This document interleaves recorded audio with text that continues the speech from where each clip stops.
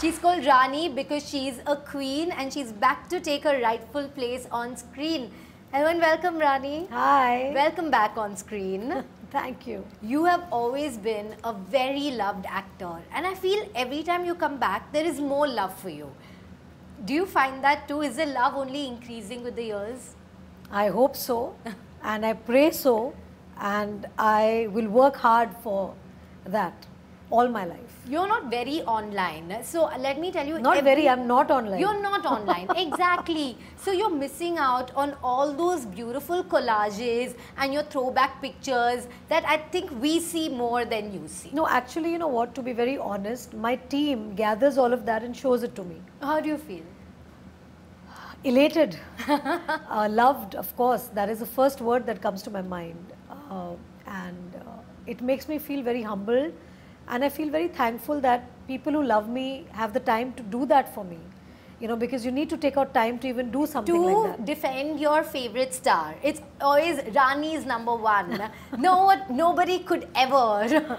That's so sweet because I'm sure that the love that I have for them, they reciprocate that love back to me. Because as I've always said, that I'm a actor by chance, a star by destiny, and surviving because of my fans. And also because of your talent, Rani. Let's not kid ourselves. Priya, Pooja, Naina, we miss you. This time around it's Devika. Yes. But why Devika? Why not a Pooja, Priya or Naina? Very soon. Oh, super. I'm very happy to hear that. Yeah. But how did Devika get a chance? Everyone says it's the mother's love that drew you to this story. Is that true? I think more than that. I think as a human being, as a global citizen of this world, I think what triggered inside me is when in January in 2021, when Nikhil called me and said that, you know, Rani, there's this film and I really think you should consider it because it's based on a true story. And he told me the story and he told me the event that happened. And for me, I was in shock because I couldn't understand that he's talking to me about a Indian immigrant family who settled in Norway, who had to go through this ordeal of being separated from their children for no fault of theirs. And in India, we don't understand the social securities. How can someone come and take away your children, your own children? And it bothered me because, of course, I'm a mum. So for me, I couldn't fathom or I couldn't understand the fact that how did this woman deal with the fact that her child was 5 months old and the child was taken away? Yeah. Like, it was deep pain for me that I felt. And then I realized as a citizen in the global arena, hearing conversations about diversity, about embracing other people's cultures, and then there comes a story like this where you feel that how did this even happen in the first place, you know, and in a country that we know so little of. And then I Google searched it because I couldn't believe it, that you could confiscate somebody because of feeding with the hand, what we do on a normal basis. Yeah, yeah. We eat with our own hands, sleeping in the same bed, you know. I've slept with my child in the same bed for many, many months. Putting kala tika or wearing a kala dhaga, you know, these are things that we have been raised with, you know, and it's engraved in our system as Indians. And nobody forces us to do this, it just comes naturally to us.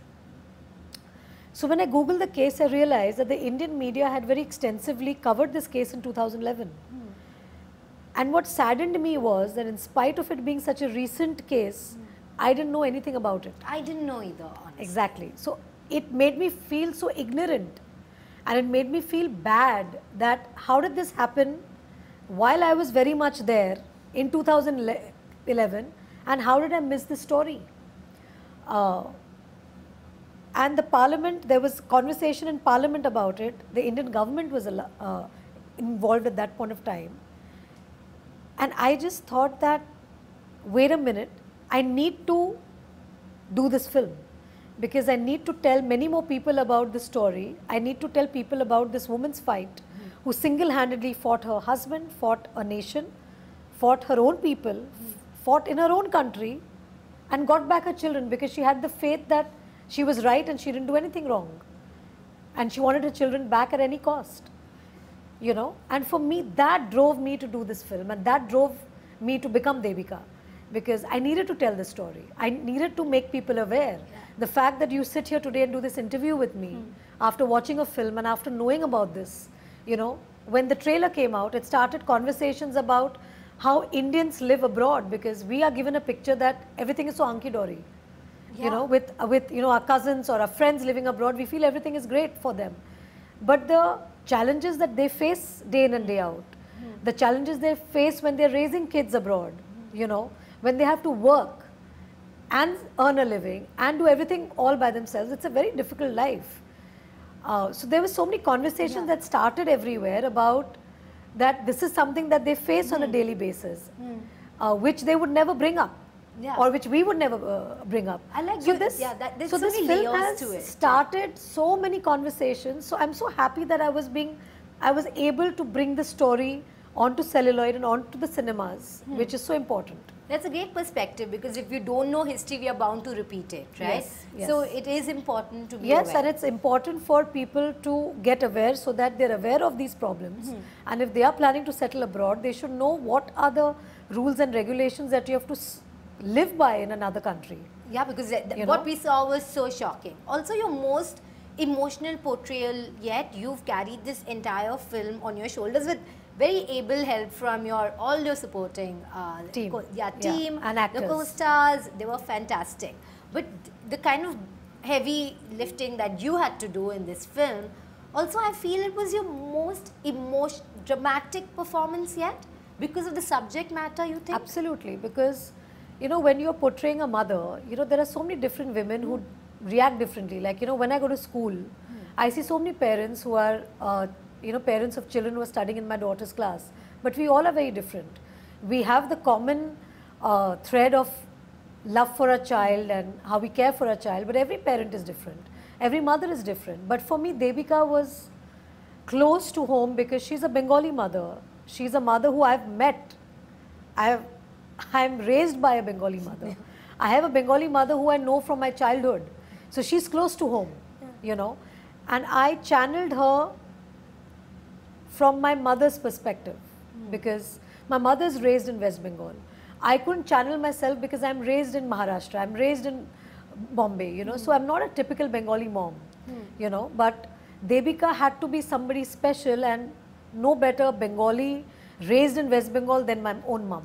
What about that accent? There's so much spoken about, and unfortunately, I don't speak Bengali. Is that accent also your mother's? Because some people said it's not only my mother's, but it is there in a lot of people who are from West Bengal. Like I've seen it in my extended family. You know, in Bengal, you have education in like Bengali. If you go down south, if you go to like Kerala, you will have people studying in Malayalam medium schools. In Calcutta, my mother was raised in a Bengali medium school. So they all don't know English properly, they don't know Hindi properly, and they speak in a very broken fashion. And because in Bengali we don't have any grammar, gender, so our Hindi also tends to be spoken like that. So if you know a Bengali raised in West Bengal or Bengali from West Bengal, you will see that. So Devika is not only my mom, she is like any other Bengali living in Cal, you know, who is not very fluent with the English language or the Indian language. But people who don't know that would always feel that, oh, but an educated person should not be speaking like that. But it's not about being linguistic, it's about being educated. And being educated does not mean that you need to know a particular language, you see. Absolutely. You can be educated, but you need not know how to speak English. Like when you go to Spain, you will have people speak Spanish really fluently, but they might not know English very well. Only in India, there's a kind of theory that you have to know English if you're very well educated.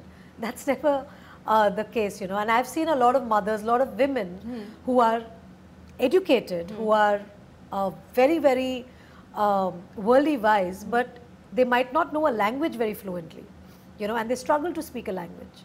And I think that's the beauty, because everybody embraces their own roots, their own culture, and it's important to be able to live with that and live with your head held high. Everything is not about learning a particular language and being or excelling in that. And you need to be linguistic for that, you know. Like I'm trying to make my daughter study so many languages because I feel that at this age she is able to pick up. But probably in my mother's time, or some people don't have the luxury to learn different languages. I love that it's so carefully crafted, that entire performance and that accent. Yeah, because it was important for Devika to stand out as a Bengali living in a foreign country. It would have been an easy call for me and my director to just speak really impeccable Hindi, which I do. But it wouldn't give Devika the edge. And also, it's a very physically demanding performance. Words were only part of it. Yes. Where did you channel that from? From my mom, because it is a difficult place to be in as a mother to even think of what happened with Sagarika. So I can't place myself there. So I channeled it through my mom, that what would my mother do or feel or react if me and my brother were taken away from her. Yeah, and it's a situation no one can imagine, right? No, you can't. Which is it's too painful. I feel that's the reason why people need to watch this film. Movie, yeah. Of course, for you. Thank you so much, Thank Rani. you. A pleasure always. Thank you. Thank you.